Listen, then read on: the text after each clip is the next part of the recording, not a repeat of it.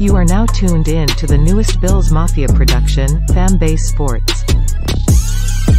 Join Jarek Hall and Kari Demos as they take you around the world of sports every Tuesday night at 7 p.m. Eastern, only on the official network of the original Bills Mafia.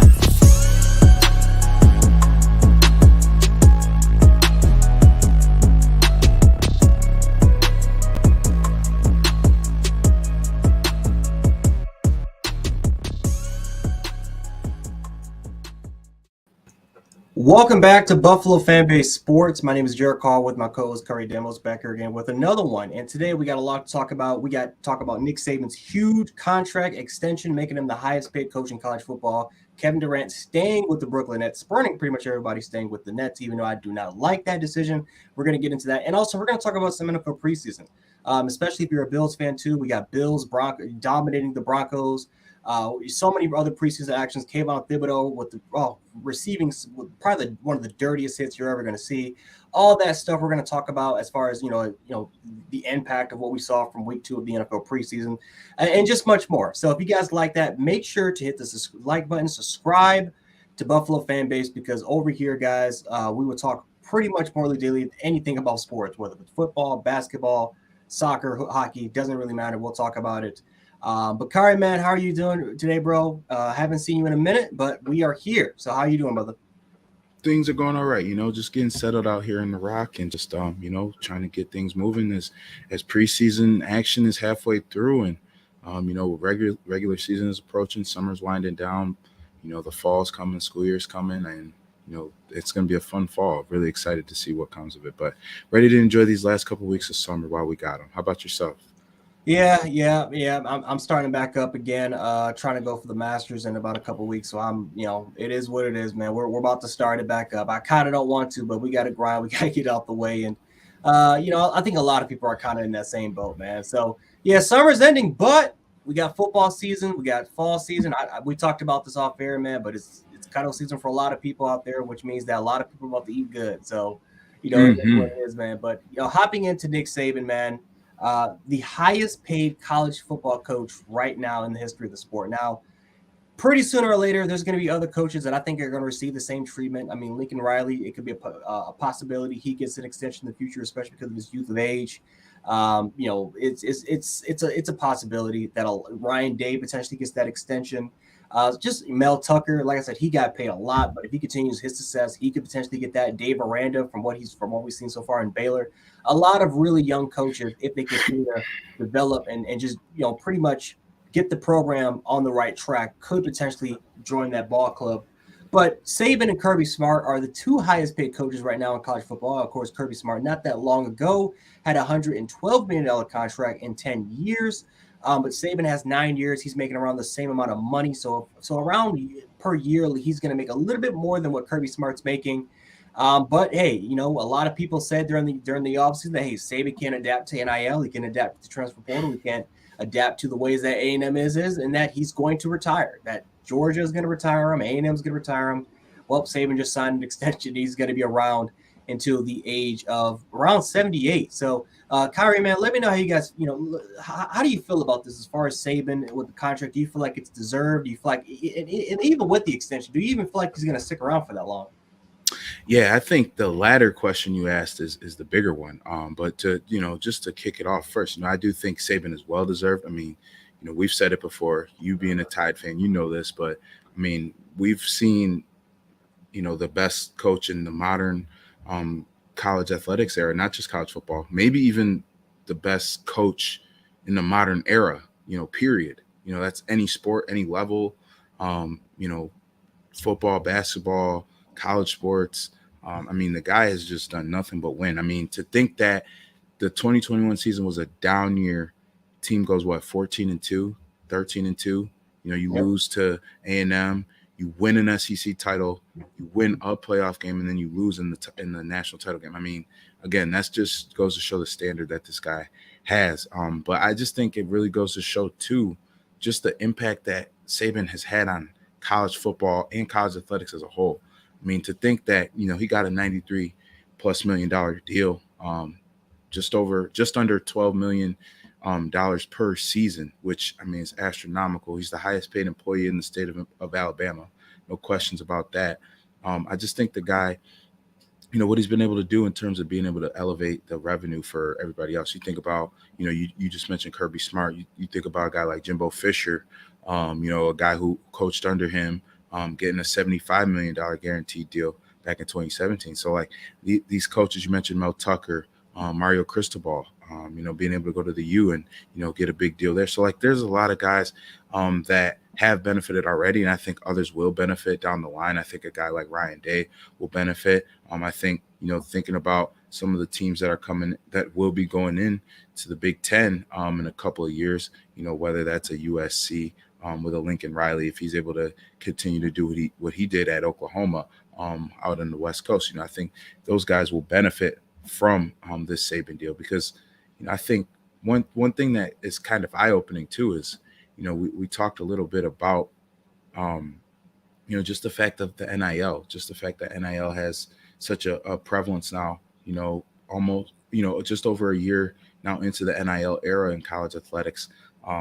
We're seeing that, if you have a program that, first of all, you're in a hotbed area down south. We already know SEC country, it recruits. I mean, if you can recruit that area, you can recruit anywhere in the world.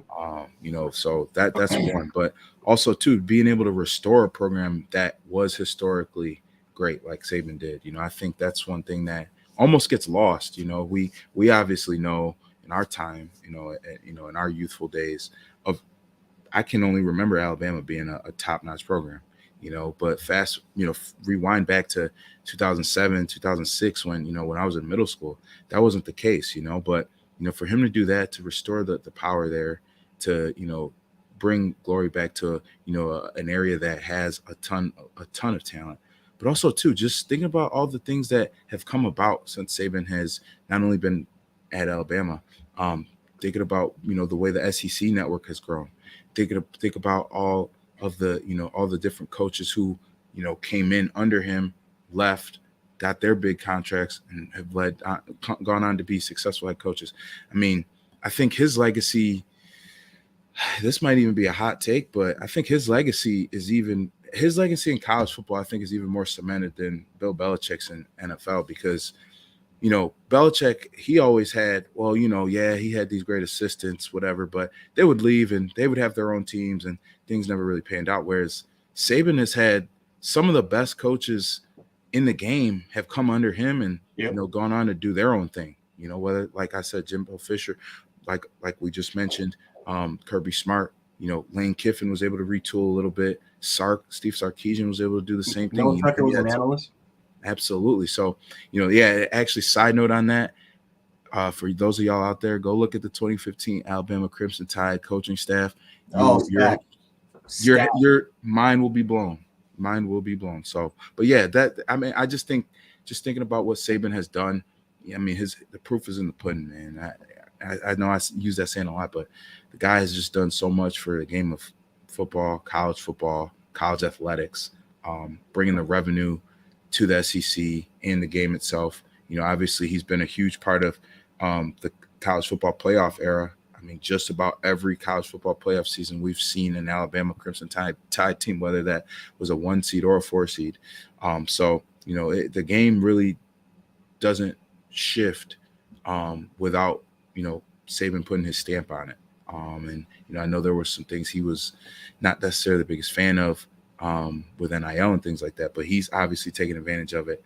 Now, getting back to your second question, I'm not sure if he does live the life. I'm sorry. I don't want to, put Coach Saban in the ground before or anything like that. But I'm saying I don't know if he sees this contract through. I mean, 8 seasons. He's already 70, correct? Yep. So yeah, Coach Saban, at his advanced age, like I don't expect any, coach to be coaching well into their 70s, let alone one as accomplished as him. And obviously, someone as accomplished as him that wants to, do what he can do, what he's doing still. That's one thing, especially if you're doing it at a high level. He obviously still one of the greatest recruiters of all time, still one of the greatest coaches of all time. So I'm not knocking him for that, or I'm not, dissuading, him from staying because he can, and can still do his thing. But I just don't know, when it's when is it enough? When is 5 more seasons enough? Is 7 more seasons enough? Maybe he does make it to that 8th season in 2030. But that again, that's when Coach Saban will, he will be 80, going on 81 in that season. So, we'll see if that actually, or I'm sorry, he'll be 78 going on 79 that season. But even still, I don't know if he, wants to coach that long. And I'm sure his wife probably doesn't want him to be coaching that long either. So, but for you, Jarek, what are your thoughts on it? Especially with you having the heartbeat of the Tide, being a fan of theirs. Well, yeah, I mean, I think you hit it, kind of right on the nail on that last statement. Is if Miss Terry says Nick Saban, Nick, you gotta stop. Nick's gotta stop. So it's all up to really again Miss Terry. She is extremely heavily involved into the Alabama program as far as recruiting, as far as as she should, fundraisers.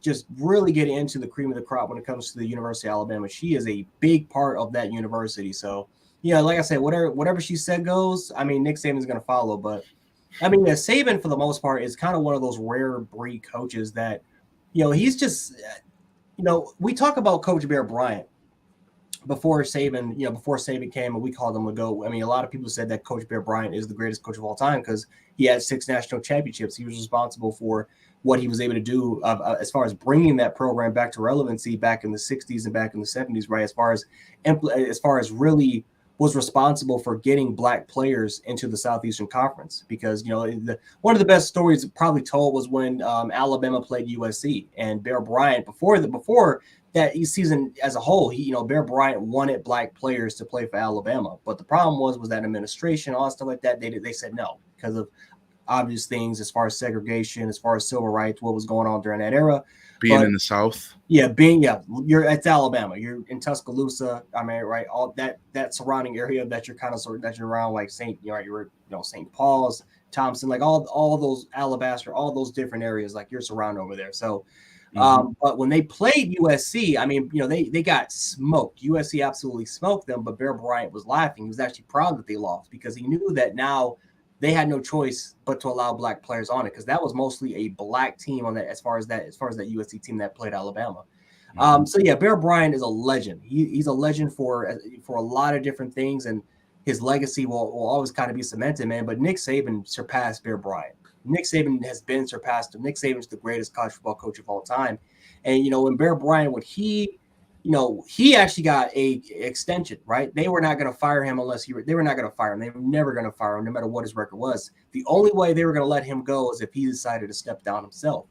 But when Bear Bryant, the last season he coached, Bear Bryant was mentally drained. He was tired of the game of football, was too much stress, and in a way, it kind of killed him. Like, in a way, it was a big part of why all that stress, all that. I mean, again, I'm not saying, because I'm not a doctor or anything like that, but from what I was able to hear from a lot of the documentaries and from a lot of the local people that were covering Bear Bryant, a lot of the stress and was just on him. For Saban, the game, of course, Saban, you'll see him yelling at times, but, he loves the game of football. Like, he loves the game of football. And that's a person that, for the most part, does not want to stop. Bear Bryant, I think, in a way, was kind of tired, mentally drained, mentally fatigued for the most part. Saban at his age, because again, Bear Bryant retired, I think, around 68, 69. Nick Saban still going strong because that's a guy that, for the most part, he always wants to find a way to get better.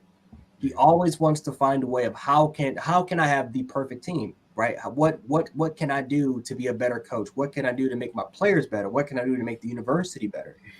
He's always trying to find ways to self-improve in those type of areas. And it's just that type of motivation, just that type of dedication. Matter of fact, I mean, it's borderline addictive, right? Matter of fact, it is actually addictive, but that's what Saban loves. I mean, Saban, for the most part, I think one of the biggest reasons why he chose Alabama, for a location was just because Tuscaloosa, I hate to say it. I mean, like I said, Tuscaloosa, it's a beautiful, beautiful city, but at the same time, there's just not that much to do. There's not that much to do at all. I mean, for the most part, like I said, you got Riverworks, You got the Coliseum you can go to. I mean, they got some nice restaurants, but there's just not that much to do in Tuscaloosa. So it's really it's his house, it's his lake, and then it's just the University of Alabama.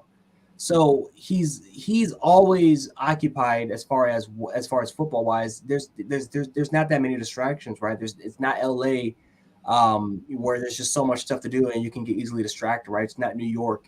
It's not even in, let's say, Austin in Texas, where even though it's more of a college, it's more of a college, college town. It's it's one of the most populated, if not the most populated city in the state of Texas. So, you know, Saban is, again, just he's not distracted. He refuses to get distracted. He refuses to kind of falter. And in a way, it's kind of like a Kobe Bryant mentality, MJ mentality, where he wants to prove people wrong, where he looks for the slightest bit of motivation in order to sit up here and say, okay, well, you think I can do this? I can do this. And, it's Saban's ability to adapt to situations where people think that he can't adapt to because they think he's stubborn. And we've seen Saban go through all the different eras, whether if it's the spread era, whether if it's the transfer era. Now we're in the NIL era. We went through so many different changes, whether if it's the archetype as far as what he wants from his defensive line, right? He used to go for the 350-pound, 360-pound lineman. Now he's going for 300, 290 guys. He used to go for the 200, 250, 260 guys. Now he's going for 220, 230 guys. That's what he wants. Like, he's changed, like the way he continues to adapt and change his style and change his way.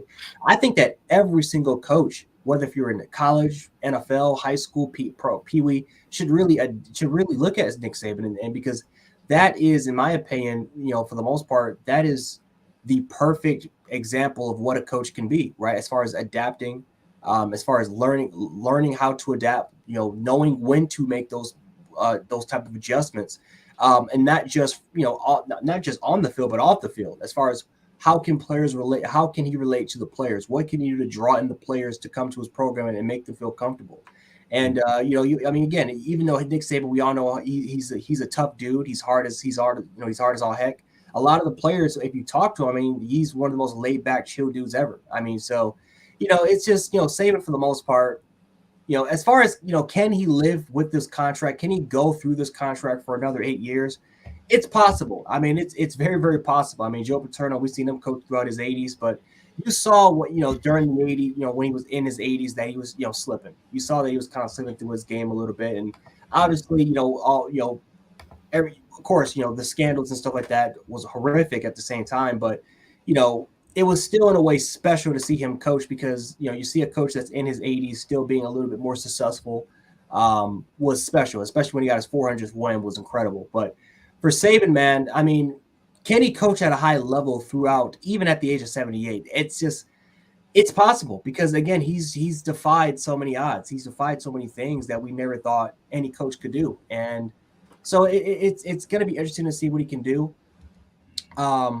But yeah, for him, for Saban to be the highest paid coach in college football history, especially when you have a younger coach, his protege in Kirby Smart, getting paid.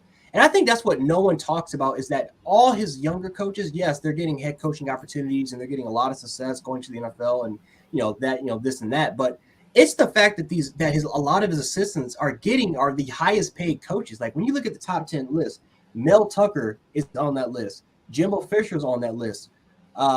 Jim McElwain for a little bit was on that list, of course, and didn't let him go, but he was on that list. I mean, it's just so many of these coaches that were assistants are now getting. Mario Cristobal is now one of the highest paid coaches in college football. I mean, Billy Napier, one of the highest paid coaches in college football. I mean, so many of these assistant coaches are now on that particular list because of they were under Nick Saban's tutelage. So it's just incredible to see. Honestly, it's incredible to see. I'm not sure if he can do it. I wouldn't be surprised if he can, but it's just it is a deserving contract. It is a deserving extension. He deserves to coach how many years he wants to coach. It's just going to be fun to see if he can do it at a high level, even at the age of 78. Yeah, no doubt. And some of the points you brought up at the end really just I can't agree more. Like, just thinking about the adaptability. You talk about he's building his team around tremendously strong defenses and unbelievable running games and all the load to running backs, whether it's Mark Ingram or Trent Richardson or even the Kenyon Drake, Alvin Kamara, Josh Jacobs, all those guys, right? A ton of those guys even. He sees that formula is getting outdated. Now let's become wide receiver U. Let's bring in Jerry Jeudy. Let's bring in, obviously they had Julio and Amari Cooper, before those guys. But thinking about Henry Ruggs, obviously unfortunately where he's at now, but the type of player he was in college, Jalen Waddle, so many John Mechie, so many different names. So to see that part of it for Saban, like you mentioned, what he's done for these other coaches, he's a kingmaker. To think not only is he helping these guys get paid, he's helping them get to good situations, to good programs where they can actually build something for themselves. I think that's a beautiful thing. And also too, I just don't think people realize, like, Coach Saban, like, when you put into context, and obviously his career isn't even done, the man has won 11 conference championships. And he's done that at 3 different schools too, by the way. He won a MAC title at Toledo.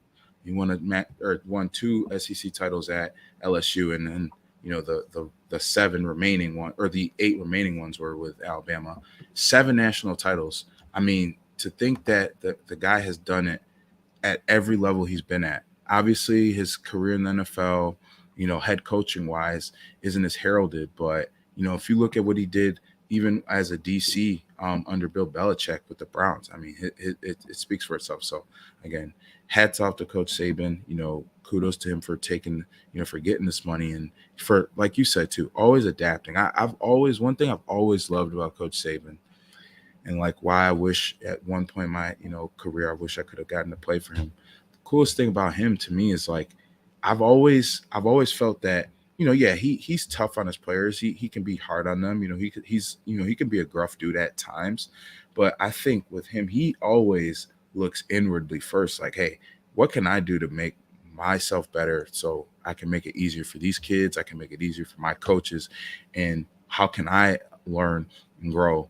And not necessarily say, oh, well, my system is my system and I put this together, so clearly it's correct. Like, no, he's never afraid to take that criticism. There was a quote he had at Media Day this year.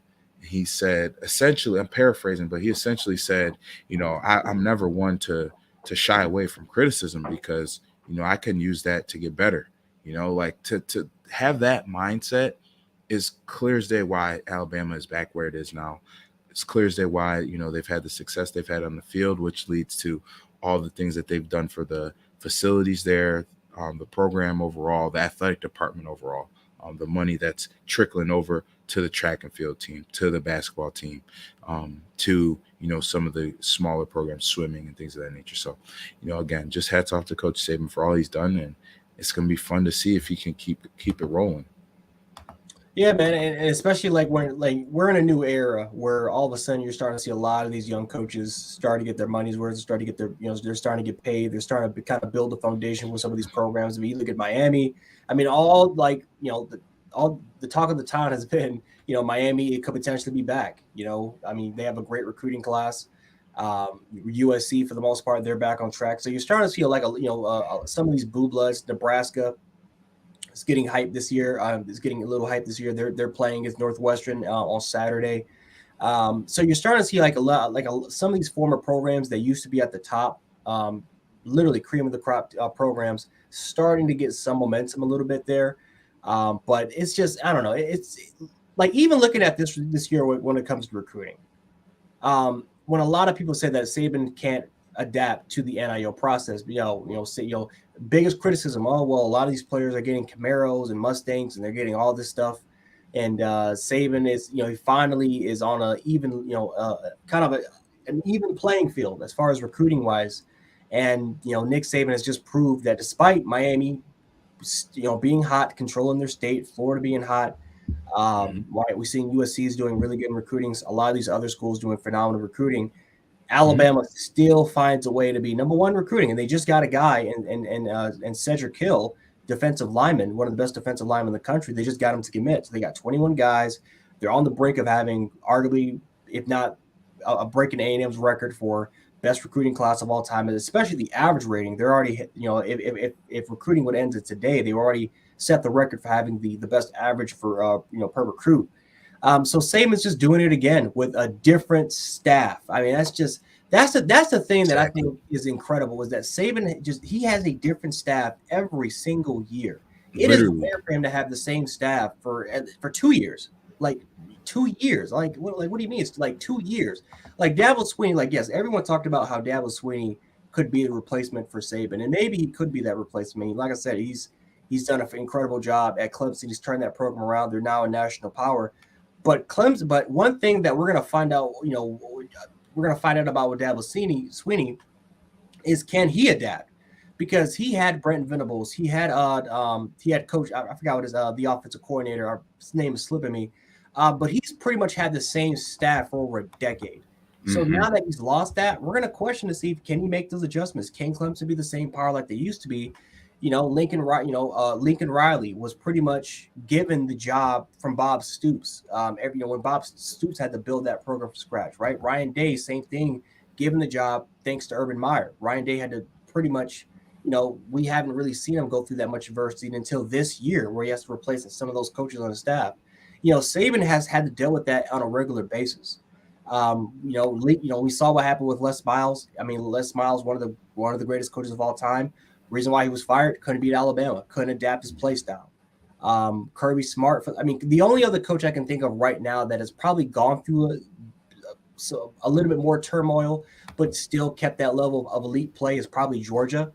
And that's because again, Kirby Smart learned from the best. Kirby Smart was Kirby Smart was there with Saban from LSU from the beginning of Alabama, winning 4 national championships.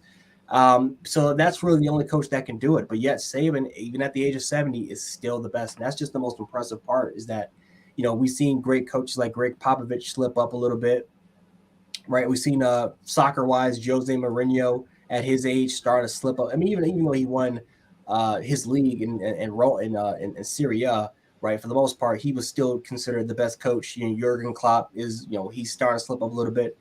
You have a coach like Saban that's still at the top of his game at 70, which is still impressive. But again, it's the ability to just adapt whether if it's again players, whether if it has to deal with the media, whether if it has to deal with the administration, whether athletic facilities, whether if it has to deal with his coaching staff. Right, one dude leaves off the door, he replaces them with another, like it's just nothing. So really, and again, last year, which was considered the rebuilding year, that was considered really the first year probably since either 07 or 2010 where this team really, really faced a lot of turmoil on the coaching side, right? Doug Marrone was let go of because he did not do that good of a job. And there was some other coaches that were threatened that could potentially lose their position. And yet that team still made it to a national title. So it's just incredible. It's absolutely incredible to see what Saban continues to do. And again, it's just going to be fun to see if we can witness it for another 8 years.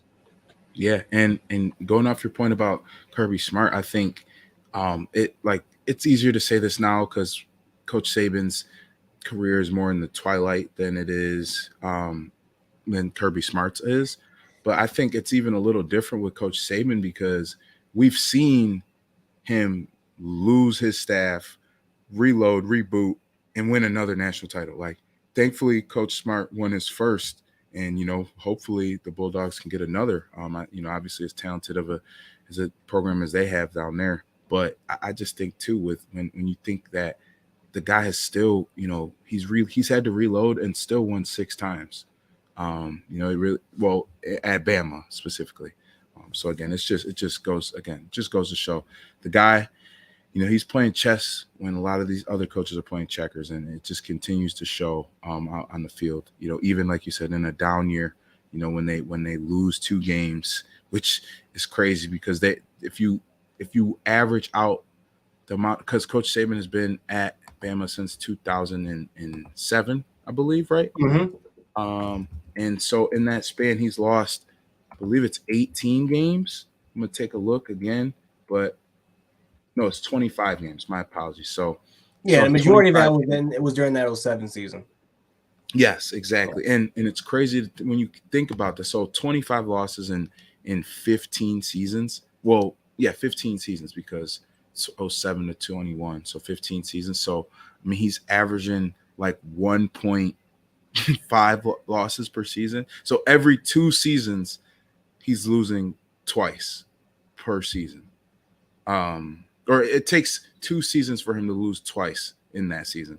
So he's more likely to win a national title than he is to lose twice in a season. That, again, it's just unbelievable. Yeah, and it's funny. It's funny because again, he has more. Like there's a lot more like just crazy stats. He's had more postseason wins than he has losses. Like it's Yeah. absolutely just insane. He has more first round draft picks than he has losses. I mean, it's incredible Yes. what he was able to do. Yes. It's nuts. But yeah, man, Mhm. Saban's the GOAT for a reason. He's the GOAT. And again, it's gonna be fun to see what we have for potentially the next 8 years. But kind of moving on forward to kind of our next topic, we got some NFL stuff that we want to talk about, and that's some of the preseason stuff. Of course, us being Bills fans, that's probably one of the teams that is improved. Even if we weren't Bills fans, I think we can both agree that the Bills have been one of the most impressive teams throughout the preseason. But are there any other teams that kind of surprise you, including the Bills as well? Like any teams that kind of whether if they're from a positive standpoint, maybe from a negative standpoint, that kind of really got your interest? Yeah, in terms of I would say, let me see. In terms of surprising me, um I think just it's hard, it's tough because you see the teams the way they look and things of that nature, but it's hard to get a real feel because it's not all their starters playing and everything. But I will say I think it's been positive to see the Ravens playing well. I think they're a team that people are kind of forgotten a little bit. I know things didn't end well last season with Lamar Jackson getting hurt and all the ton of injuries that they. I mean, it honestly, like, I really was like, I thought it was a joke when when I saw that, because I believe it was Justice, or no, Gus Edwards got hurt first. Was it Gus Edwards first? I think it was no, I think J.K. with J.K. Dobbins got Dobbins. hurt. It was like a Friday night preseason game. The following Monday or Tuesday, Gus Edwards gets hurt, and then Marcus Peters gets hurt that next play, and then that following game, Justice Hill gets hurt. Like, for them to have that rash of injuries like that's impossible. You will almost never see that, especially for a team that's got this much talent. You almost will never see that play out that way, especially back season. So I just think just seeing how they've played, seeing how Tyler Huntley's looked as a backup quarterback, Isaiah Likely has looked good. I know people are still questioning some things with Kyle Hamilton, but I think he's going to be a guy that come midseason people are not going to want to mess with over the middle. But in terms of just things that have surprised me, I think one specific player that I wanted to note is the running back from Kansas City, Isaiah Pacheco. He's really been picking up a lot of steam, and he's going to carve out a role for himself in this offense. First of all, you add someone that runs 4.3 to a team that's already been built off of speed. Obviously, Tyreek Hill's not there anymore, but Mecole Hardman's still a speed guy. Kelsey's one of the fastest tight ends in the league. Mahomes is one of the more athletic quarterbacks in the league too, and they got some other burners as well. Marquez Valdez-Scantling now there too. So I just think seeing what he's been able to do, carving out a role for himself, I think it's been great to see another running back, fellow rookie running back as well, that I think has caught a lot of people by surprise. Has been Brian Robinson. I think seeing him take the load, and about him a little bit. Oh yeah. Seeing him take over for, he's really relegated Antonio Gibson to the bench, and it was always an interesting move to me when they took him, because you think a guy like Antonio Gibson, he's had two pretty good years coming into the league now. He's been a pretty productive back, and to think that, Washington wanted to upgrade there, and they did add a pretty viable player too in Brian Robinson. He to me was always the most underrated back in this draft class. I don't know why he fell like he did, but again, that's neither here nor there. He's making the best of his opportunity now. But in terms of just some other teams, like you said, I think it's been like you said, the Bills have just been unbelievable. I think they are, we're just going to have to, we're gonna get our popcorn ready. We got to temper I know we don't want to be too over the top with it, but I think it's going to be an interesting thing to see, as these guys come along. But I think another team too. I won't say I'm surprised. I'm just very up in the air because, and I think because to me, they look like they will probably be, picking number one overall next year. That's the Chicago Bears, but they've played well. They've played tough. I feel like Justin Fields has maximized, the most out of, the unit around him. Let's not get it twisted. That offensive line, might be the worst in football. And he's got okay weapons. I think Darnell Mooney's a good player. I know that Cole Kmet is a good option as well. And they've also got Khalil Herbert and David Montgomery as well in the backfield. And I really like Herbert. Like, I'm definitely a fan of Montgomery, but I think Herbert just brings a little bit more juice to that unit. But they've got a few guys that can at least help them piece some things together. It's just going to be tough trying to manage everything else. And I think, they'll at least be competitive defensively. They do have a lot of really good pieces on that side. I like Kyler Gordon from kid from Washington. Eddie Jackson's still one of the best safeties in football. Tavon Young, coming over from Baltimore. Roquan Smith, obviously, and, seeing what, Robert Quinn did last season, even being an older guy getting almost 20 sacks last season. So, they've still got some pieces on that side of the ball.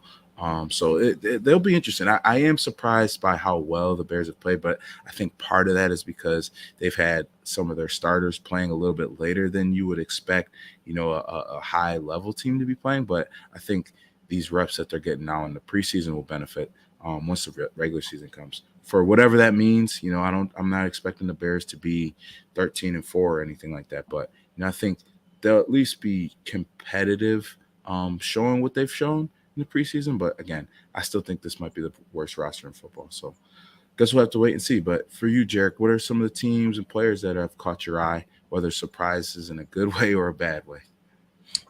Yeah, the Jaguars have been okay. That's just kind of one of the teams I've been looking at. Trevor Lawrence has played. We saw Trevor Lawrence kind of play a little bit, and he was all right. But I still look at Trayvon Walker is going to be a great player. Devin Lloyd's going to be a really good player. I just look at that Jaguars team, and it screams top 5 pick.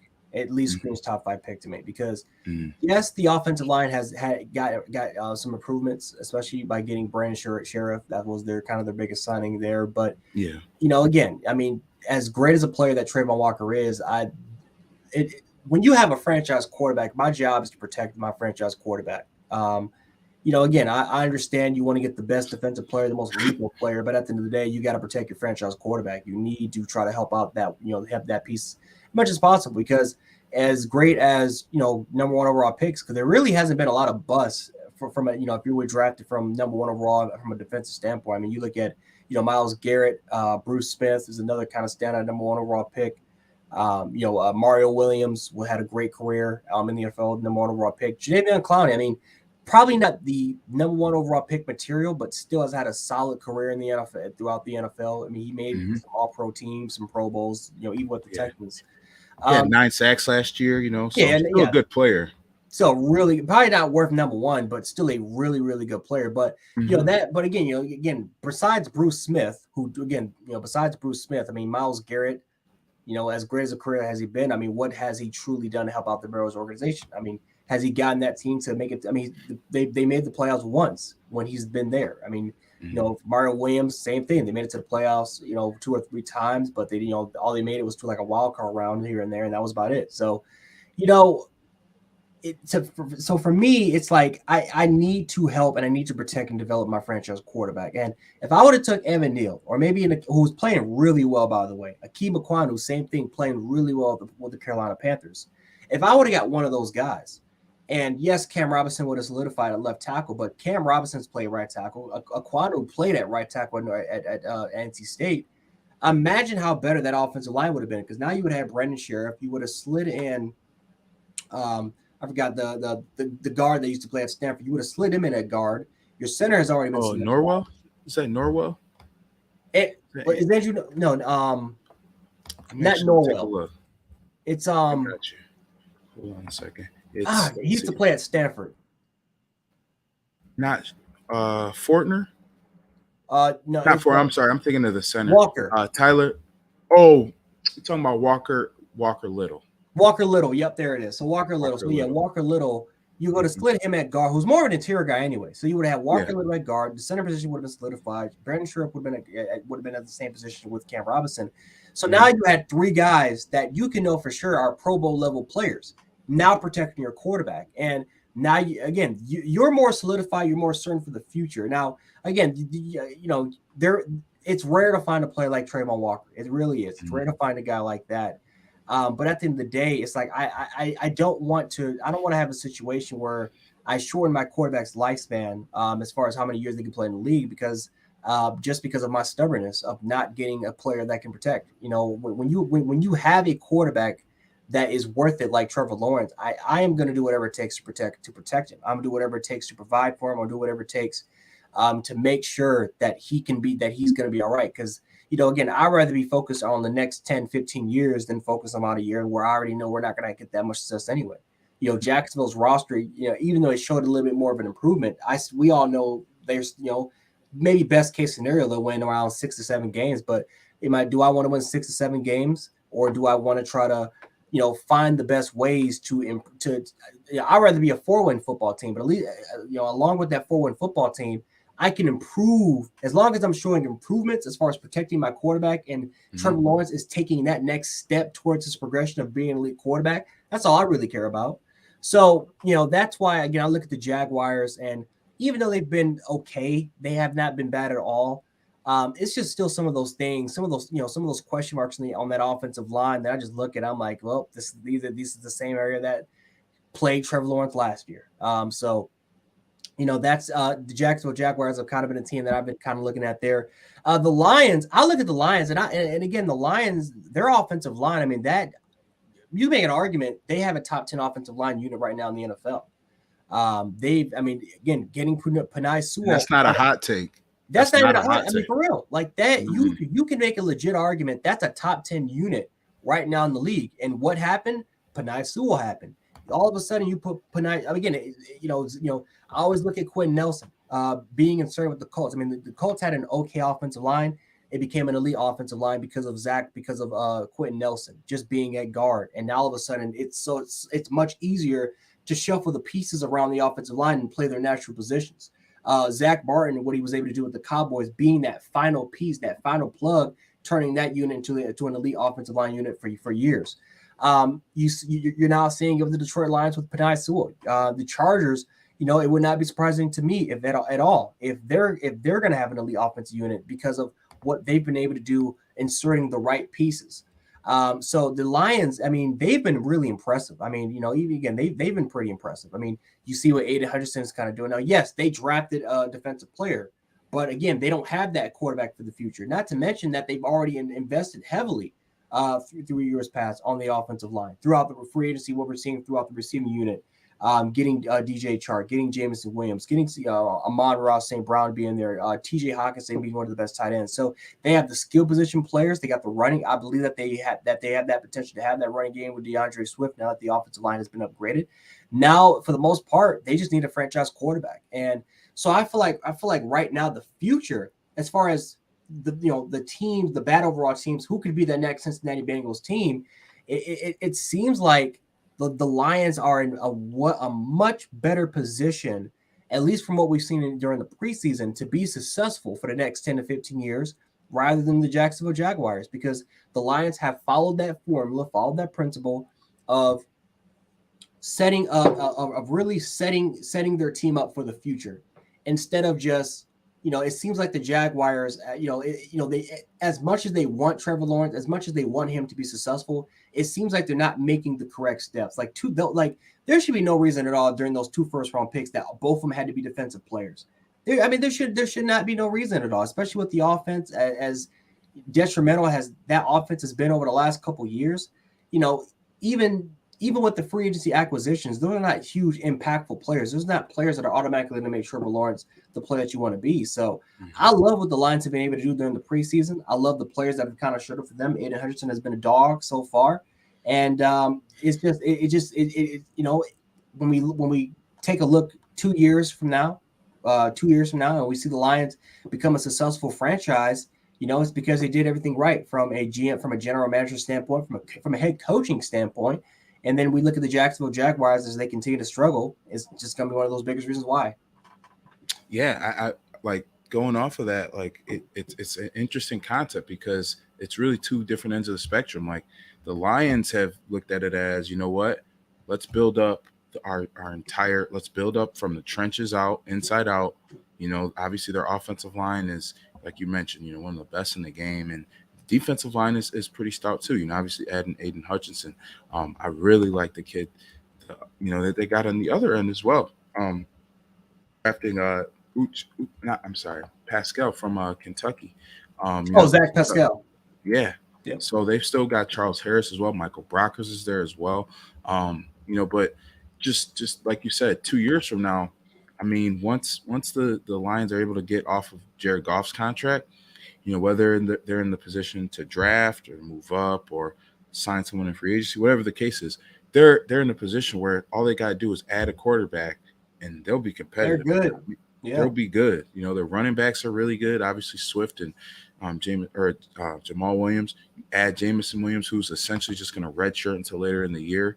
Josh Reynolds, an underrated player. DJ Chark, prove it year for him. But you obviously have some other guys that can compete as well. Khalif Raymond's not no slouch. Quintez Cephas isn't a slouch. You talk about obviously TJ Hawkinson as well. Even James Mitchell, the kid they drafted this year from Virginia Tech, he's got a lot of upside. So, they've got a lot of talent. Whereas, they've got talent, but it's you could see that there's a plan in place. Whereas the Jags, it's very no rhyme or reason. It really just feels like, they've got pieces, because when you look at their roster on paper, I mean, I think that's a talented team. When you tell me Trevor Lawrence is going to be throwing to Christian Kirk and Evan Ingram and Marvin Jones, you got Travis Etienne and James Robinson in the backfield. You got some solid guys up front. Obviously, you mentioned Sheriff, but I really, really love the point you made, though. I personally was against Trayvon Walker. The player, that was one part of it, but even more so, I was thinking, like you said, we took this man number 1 overall last year, Trevor Lawrence. There's no need to have him out there fighting for his life for no reason. When you have the resources and the picks to be able to add more guys around him. And like you said, I think, yes, they did go heavy offense in free agency, but at the same time too, like, you are building around a young quarterback who you expect to be here for 10 to 15 years. Like, that is what you do when you have a young quarterback, is you build around them. So the fact that they doubled down on the defense, and yeah, I do think their defense is actually going to be really good. Even by the end of this year, they could be really good. But again, it's just a backwards thought process. Like, what did you go in there thinking was the plan? It doesn't seem like they figured that out coming in, but I guess we'll see. I guess we'll see how it goes. I think also too, I think one thing that might play into this, and it hurts me to say this as an Ohio State guy, I think just with Doug Peterson coming in, just trying to stabilize everything, that Urban Meyer messed up last year, I think that's a big part of it too. But at the same time too, I think they would have been able to stabilize things a lot better if, Trevor Lawrence was given a little bit more help, specifically up front. Yeah, man, I absolutely agree. And again, the Jaguars, they are talented. I think that they do have a little bit of a talented roster, but it's just some of the little things. Some of the little things from an organizational standpoint. And it's kind of like, what's the game plan here? I mean, because again, that is just as much. And again, I really, really like Trayvon Walker, man. But the Jaguars, I mean, if you wanted to, you could have traded back a little bit to get a couple more first round picks if you really wanted to. If you kind of wanted to carry it, because we found out that Evan Neal was taken over, was 5th.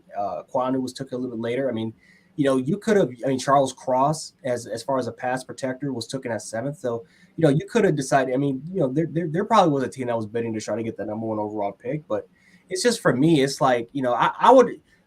I mean, when we take a look at the last 3 first round picks ever defensive players, what did they really do for their teams that put them above the pedestal, like that put them to potentially being a championship caliber football team? Not one.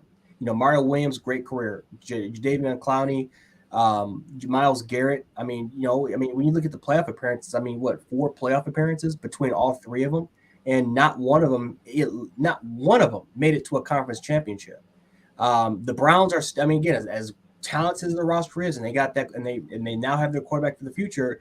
The Browns have made it to the playoffs one time since Myles Garrett has been there since 2017. So, it's just, it's like I want a player who's going to help out my quarterback, right?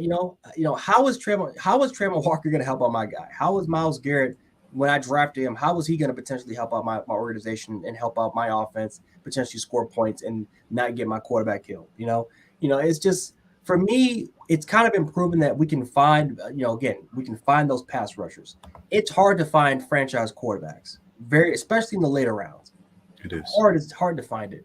If you're going to find that quarterback for the future, it's normally the number 1 overall pick, normally top 10. But that's why that number 1 overall pick is sometimes used, and that's why quarterbacks go, most of the time number 1 overall, is because that is at least guaranteed to be at least the franchise guy. Some of it will work out, some of it won't work out. But for the most part, when you pick number 1 overall, you are guaranteeing that is going to be the guy that is going to be around your organization for the next 10 to 15 years. And I just don't know if Trayvon Walker is really going to be that guy for him. I just don't know if he's really going to be that player. And I hope he can be that player. And even if he is that player, is he going to help the Jaguars, with his addition, is it going to help propel that organization to be a much better team, to be a much better club than what they were in the past?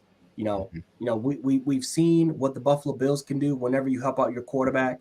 We've seen the Chargers right now when they're in the process of doing what can happen when you help out your quarterback with the offensive line and give him the right weapons. Because remember, Justin Herbert, as bad as the line was, he had Mike Williams, Keenan Allen, and he had Hunter Henry to throw the football to. He had Austin Heckler to catch the football to. So, Trey Lance, what he's doing right now at the 49ers. Trey Lance, I drafted him in fantasy for a reason, because, right, a lot of people draft him in fantasy for a reason, not because they don't believe, not because of his ability, even though he has great ability, is because he's with Kyle Shanahan.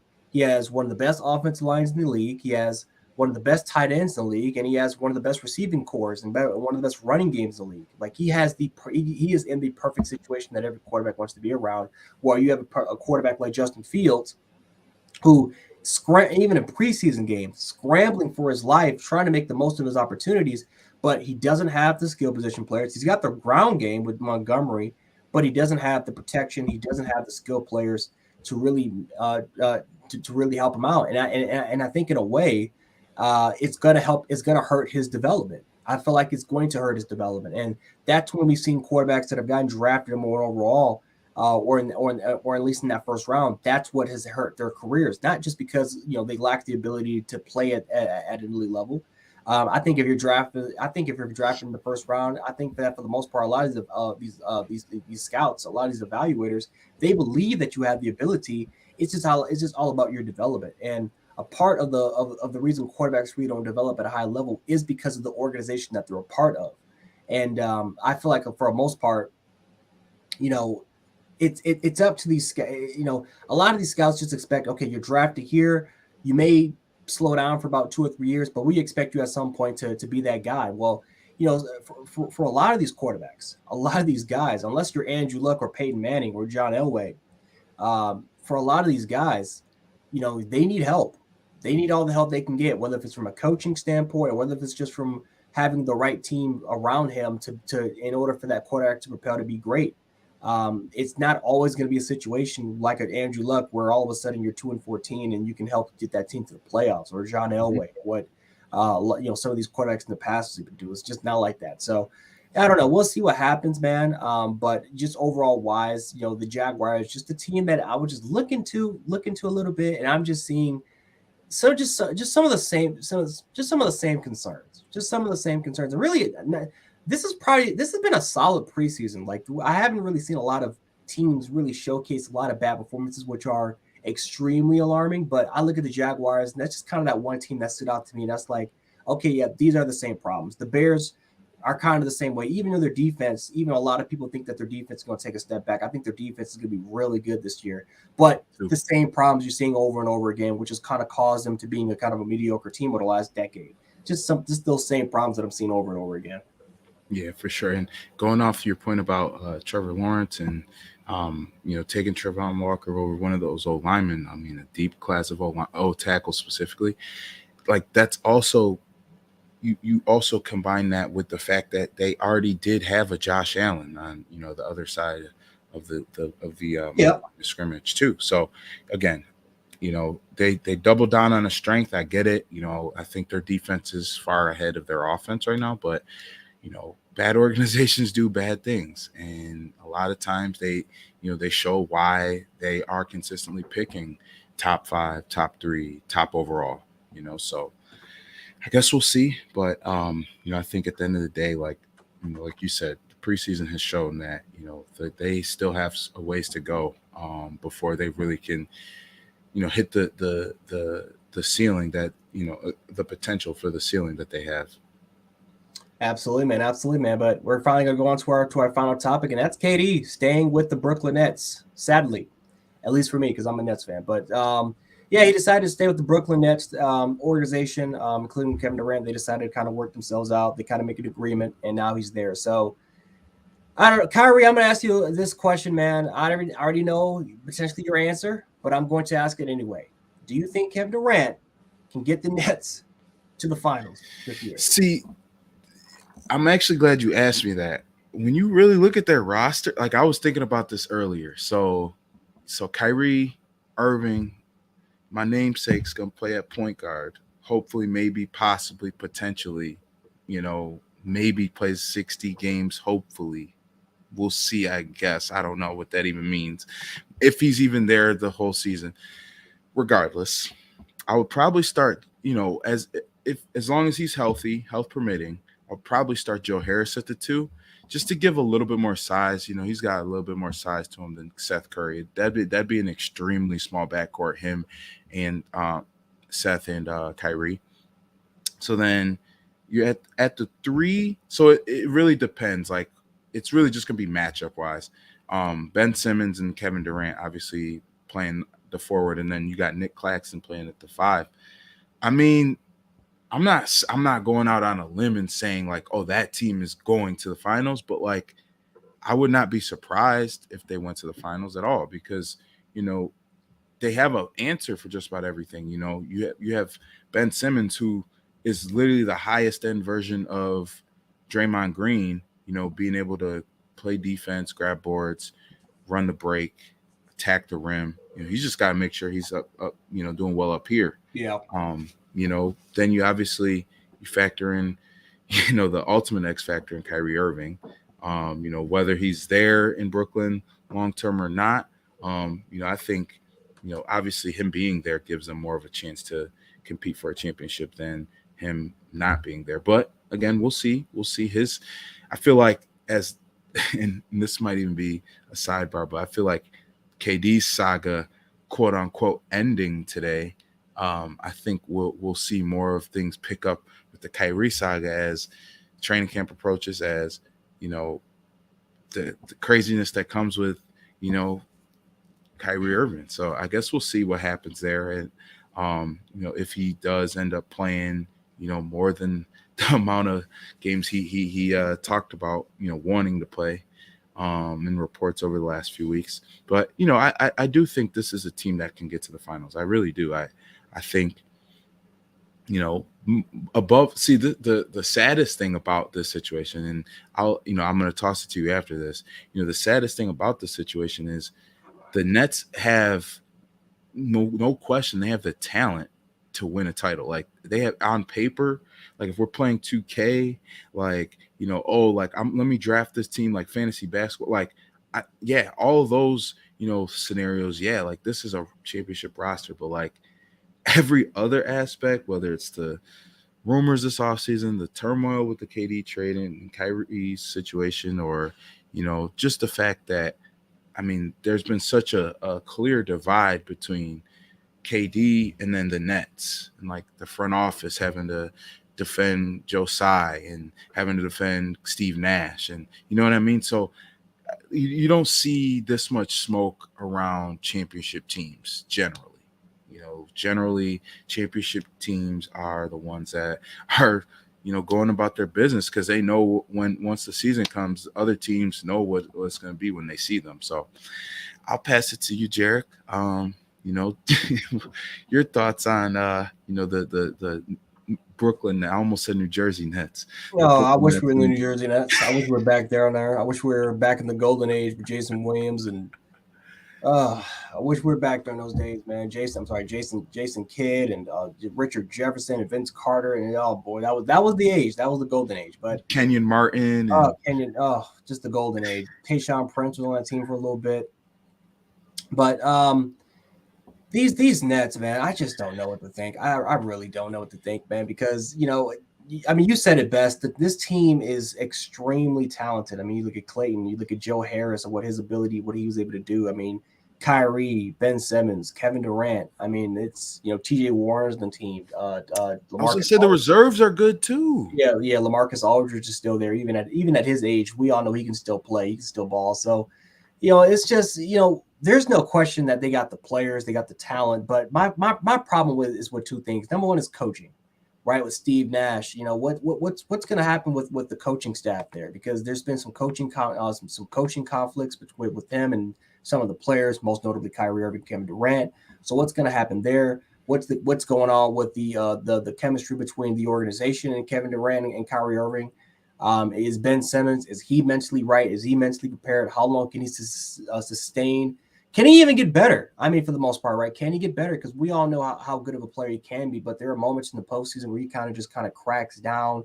So can he sustain a high level of play throughout a full season? Can Kyrie Irving, can he finally let his ego go and finally play more than 60 games? Because I don't know if you know about this, but there's a part that there's a stipulation he wants in his contract, very similar to Kyler, how he wants to stream more. He wants to stream more on Twitch. So we're gonna see what's gonna happen with that. There's just so much going with this team off the court that I just kind of wanted to end. I just wanted to end, and Kevin Durant. There's no question about it. The roster is extremely talented. This team could win an NBA championship if they can just get things right. But I just don't think it's gonna happen. I don't think that this roster is gonna get right. I feel like there's gonna be some off the court drama going on that's gonna just really disrupt the team.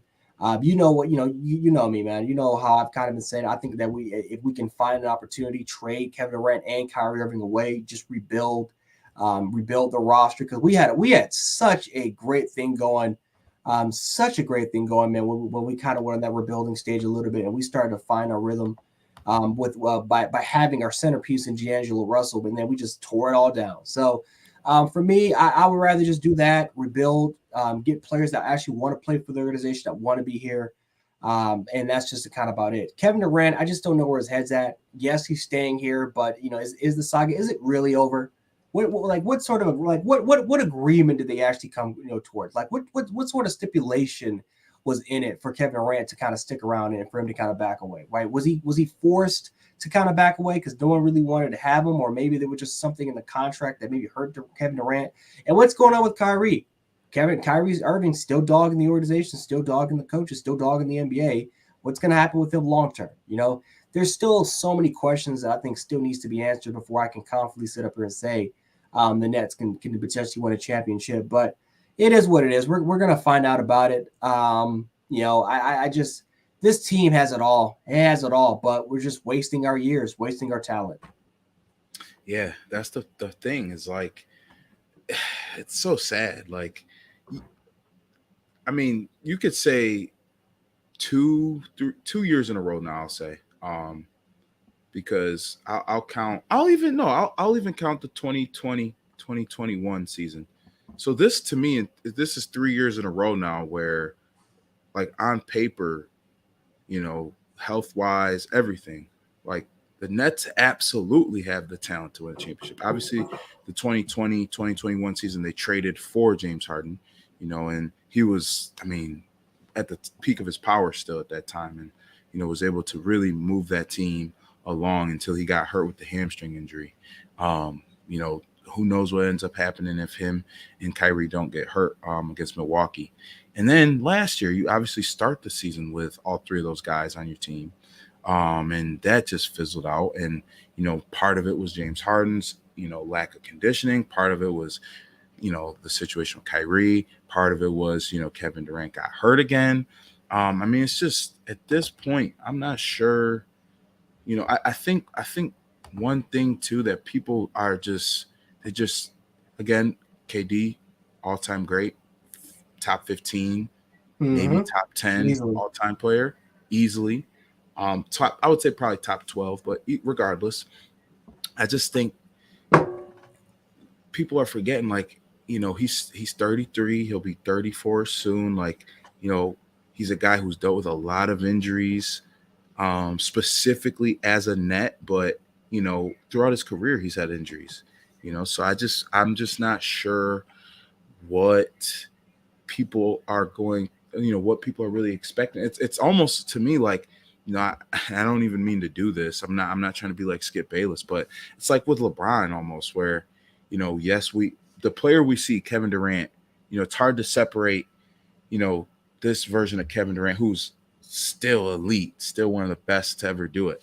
But, we can't expect Kevin Durant from 2010, 2011, 2012, where, he's playing 70, 80 games a season, where he's still, able to carry the load and not necessarily need all the help around him. Like, the guy needs he needs to have the right situation around him to make sure that he doesn't have to always have that heavy scoring load, always have so much pressure on him with handling the rock and getting guys involved.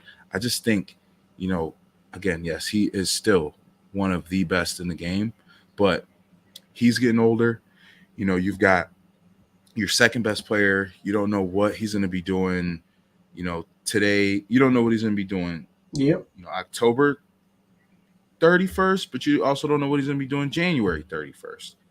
He's a wild card. And then, to think, and it's crazy to even think, Ben Simmons isn't even the biggest wild card on your roster, going off of what he did last year. So I don't know. All the makings on paper, yes, but this game is not played on paper. So it's unfortunate, but it is what it is.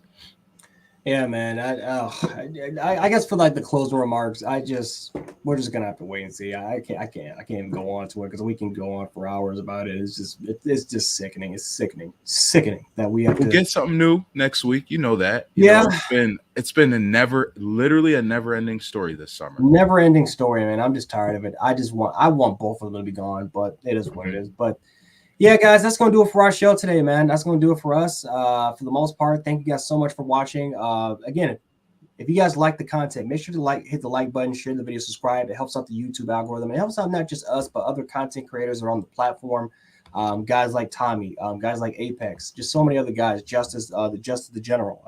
So many other guys that are on this channel that continue to do great things and great projects overall. So definitely make sure to hit the like button, share the video, and subscribe. Especially if you guys like this content and want to support Buffalo fan base. But yeah, guys, that's all pretty much we have for you guys today. Again, we will be on every Tuesday, 7:00 p.m. Eastern Standard. If you're on the West Coast, 4 o'clock. If you're on Central Time, 6 o'clock. And we will catch you guys on the next one. Peace. Yes, sir.